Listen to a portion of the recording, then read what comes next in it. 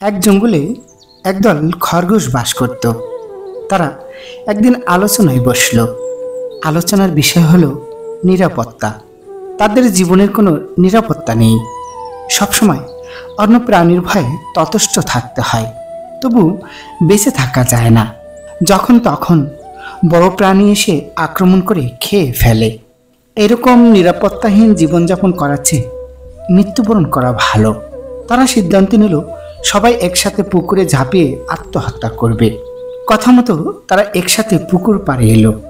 সেই সময় পুকুরের কিনারায় বসেছিল অনেকগুলো ব্যাঙ। খরগোশদের একসাথে আসতে দেখে ব্যাঙগুলো খুব ভয় পেয়ে গেল। তারা ঝোপঝোপ করে পুকুরের পানিতে লাফ দিয়ে পড়ল। এই দৃশ্য দেখে একজন বুদ্ধিমান খরগোশ বলল, আমরা ভয়ে টিকতে না পেরে আত্মহত্যা করতে এলাম। এখানে এসে দেখি আমাদেরও ভয় পায় সেরকম প্রাণী আছে। নিরাপত্তা আসলে কারণই নাই। মিশে আত্মহত্যা করাটা ঠিক হবে না। প্রিয় বন্ধু, আপনি জীবন নিয়ে হতাশ, পৃথিবীর প্রতি চরম বিতৃষ্ণা, আপনার জীবনে বেঁচে থাকার কোনো অর্থ আপনি খুঁজে পাচ্ছেন না, একটু আপনার চারপাশে লক্ষ্য করুন। আপনার চেয়ে ভয়াবহ খারাপ অবস্থায় মানুষ বাস করে। আপনি জীবনের কাছে হার মানলে আপনি তো পরাজিত সৈনিক। সৃষ্টিকর্তা আপনাকে পৃথিবীতে পাঠিয়েছে জীবন নিয়ে হাই হুতাশ করার জন্য না, যে কোনো পরিস্থিতি মোকাবেলা করে বেঁচে থাকার জন্য। আপনার জ্ঞান মেধা ব্যবহার করে পৃথিবীতে অবদান রাখার জন্য। সেই পথটা আপনাকে খুঁজে বের করতে হবে। আপনার গালে তুলে কেউ কিছু দিবে না। মেধা এবং পরিশ্রমের সমন্বয় আপনাকে অর্জন করতে হবে। জীবন নিয়ে হাই হুতাশ করা বন্ধ করুন। ঘুমানোর আগে 1 ঘন্টা নিজেকে নিয়ে ভাবুন। আপনার ভেতরে যে অসীম শক্তি আছে, সেই শক্তি কাজে লাগানোর জন্য পরিকল্পনা করুন। 3-4টা ব্যর্থতা এমনিতে আসে সবার জীবনে। টমাস আলভা এডিসন 1000 বার ব্যর্থ হয়েছিলেন। তিনি হাল ছেড়ে দিলে আজ বিদ্যুতের আলো আমাদের দেখা লাগতো না। আপনিও পৃথিবীতে এসেছেন নির্দিষ্ট কাজ নিয়ে। জীবন নিয়ে হাই হতাশ করে হাল ছেড়ে দিলে পৃথিবী বঞ্চিত হবে। নিজের শক্তি উপলব্ধি করুন। 10 বার ব্যর্থ হন, 20 বার ব্যর্থ হন, হাল ছেড়ে দেন না। বিশ্বাস রাখুন, আপনিই পারবেন। জীবনকে সুন্দর করতে হলে নিজেকে ভালোবাসতে হবে, নিজেকে সময় দিতে হবে, নিজেকে একান্ত সময় দিতে হবে, নিজেকে প্রচণ্ড ভালোবাসতে হবে। পাগলরাও কিন্তু মানুষকে বিভ্রান্ত করে মজা পায়। তারা নিজেরা বিভ্রান্ত বলেই অন্যদেরকে বিভ্রান্ত করতে চায়।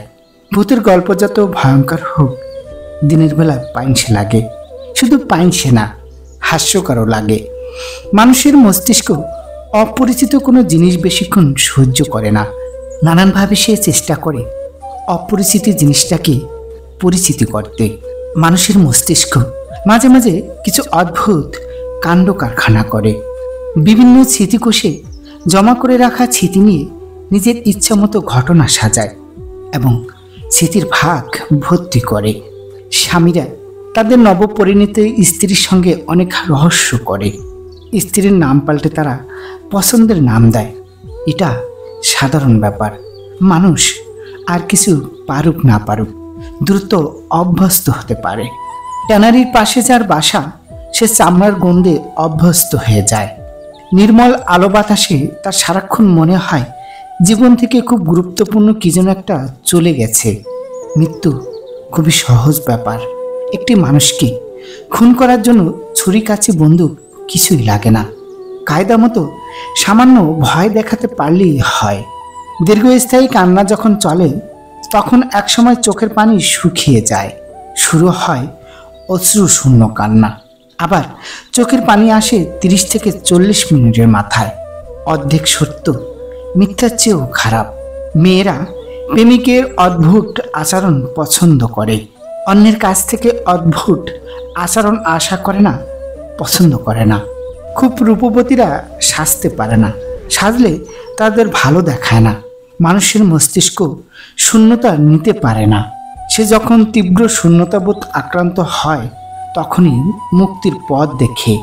আত্মহনন হলো অনেকগুলো পথের একটি পথ।